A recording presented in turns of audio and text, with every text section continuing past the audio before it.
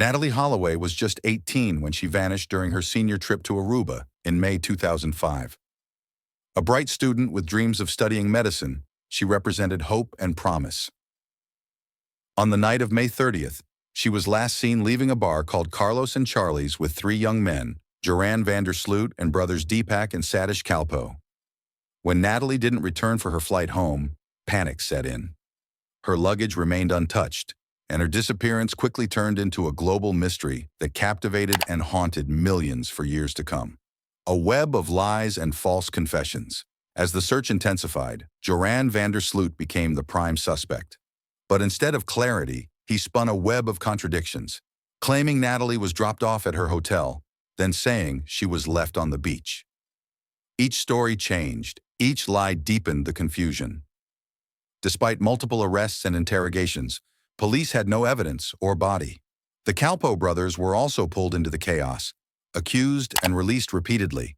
The media frenzy turned the case into a spectacle, with Joran manipulating reporters and authorities alike while Natalee's family endured unbearable uncertainty and emotional torture. The tragic echo. Another murder and extortion. 5 years later, on May 30th, 2010, exactly 5 years after Natalee's disappearance, Joran struck again. In Lima, Peru, he murdered 21-year-old Stephanie Flores after she discovered his connection to Natalee's case. Before that, he had attempted to extort Natalee's mother, Beth Holloway, demanding $250,000 for information about her daughter's remains. It was another cruel deception. He took the money and vanished, unaware the FBI had recorded everything. Arrested soon after for Stephanie's murder, Joran was sentenced to 28 years in prison. His arrogance and lack of remorse confirmed he was not just a liar, but a predator. The 2023 confession, a chilling truth. In 2023, after 18 years of lies, Joran van der Sloot finally confessed. Extradited to the U.S. for his extortion charges, he struck a plea deal that required him to reveal what really happened. In a federal courtroom in Alabama, he admitted to killing Natalee after she rejected his advances, striking her with a cinder block and dragging her body into the ocean. His words were horrifyingly cold.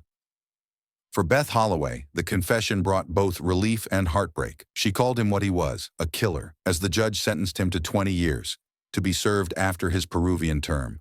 Lingering doubts and unanswered questions. Despite Joran's confession, some investigators, including private detective T.J. Ward, believe the full truth remains hidden.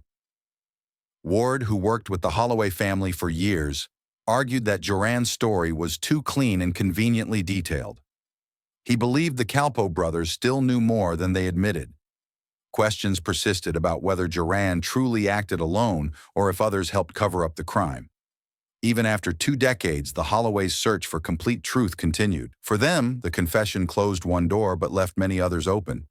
And the ache of not having Natalee's remains was a wound that refused to heal. Legacy, media obsession, and a bitter resolution.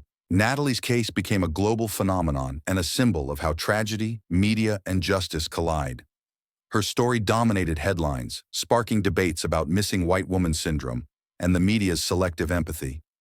Yet for Beth Holloway, the spotlight was both a weapon and a burden. She turned her grief into purpose, founding organizations to help other families of missing persons. When Joran finally confessed, it wasn't closure, just confirmation of loss. Natalee's body was never found, her dreams stolen forever. Her story endures as a painful reminder of love, loss, and the devastating cost of deceit.